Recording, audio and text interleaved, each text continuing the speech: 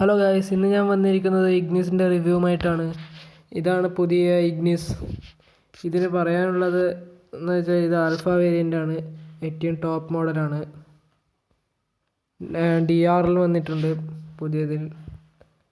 ആലോയ് wheels 15 inch ആലോയ് വീൽസാണ് വരുന്നത്.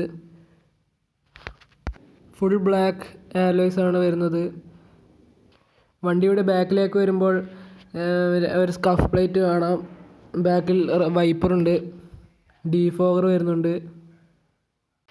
മുന്നിലേക്ക് വരുമ്പോൾ അതിന് ആകർഷകമായിട്ടുള്ളത് അതിൻ്റെ മുന്നിലെ സ്കഫ് പ്ലേറ്റ് തന്നെയാണ്. വലിയൊരു വെള്ള നിറത്തിലുള്ള സ്കഫ് പ്ലേറ്റും 2 ഫോഗ് ലാംപ്സും വരുന്നുണ്ട്. മുന്നേ ഒരു വലിയ ഗ്രില്ലും അതിന് നടുക്കായിട്ടാണ് അതിൻ്റെ ലോഗോവും ഉള്ളത്.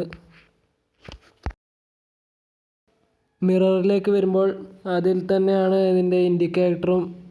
15 ഇഞ്ച് ആലോയ്സ് ആണ് വരുന്നത്. ഇതിൻ്റെ ബ്ലാക്ക് ആലോയ്സ് ആണ് വണ്ടിയെ ആകർഷകമാക്കുന്നത്. ഇഗ്നിസിൻ്റെ ടോപ്പ് വേരിയൻറ്റിന് എൻജിൻ സ്റ്റാർട്ട് സ്റ്റോപ്പ് ബട്ടൺ വരുന്നുണ്ട്. പിന്നെ ഇതിൽ ഓട്ടോമാറ്റിക് ക്ലൈമറ്റ് കൺട്രോളും 12 വാട്ട് സോക്കറ്റും ഒരു USB ഓക്സ് സോക്കറ്റുമാണുള്ളത്. ഇതിൻ്റെ മീറ്റർ കൺസോളിലേക്ക് വരുമ്പോൾ ഇതിനെ ആകർഷകമാക്കുന്നത് ഇതിൻ്റെ RPM മീറ്ററും സ്പീഡോമീറ്ററും ഒക്കെ തന്നെയാണ്.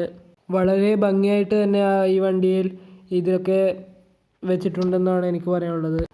പിന്നെ ഇതിലൊരു 7 ഇഞ്ച് ഡിസ്പ്ലേയും അടങ്ങിയിട്ടുണ്ട്.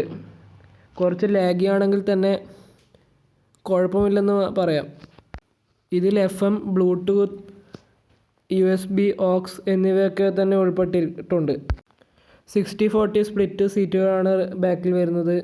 250 ലിറ്റർ ബൂട്ട് സ്പേസും അടങ്ങിയിട്ടുള്ള ഒരു വണ്ടിയാണ് ഇഗ്നിസ്. ഒരു സാധാരണ സ്റ്റിയറിംഗ് വീലാണ് ഇതിന് വരുന്നത്. അതിൽ തന്നെയാണ് വോളിയം കൂട്ടാനും കുറയ്ക്കാനുമുള്ള സ്വിച്ചും, കോൾ അറ്റൻഡ് ചെയ്യാനും കോൾ കട്ടാക്കാനുള്ള സ്വിച്ചെല്ലാം ഇതിൽ തന്നെ വരുന്നുണ്ട്. ക്രൂയിസ് കൺട്രോൾ മാത്രം ഇഗ്നിസിൽ അവൈലബിൾ അല്ല.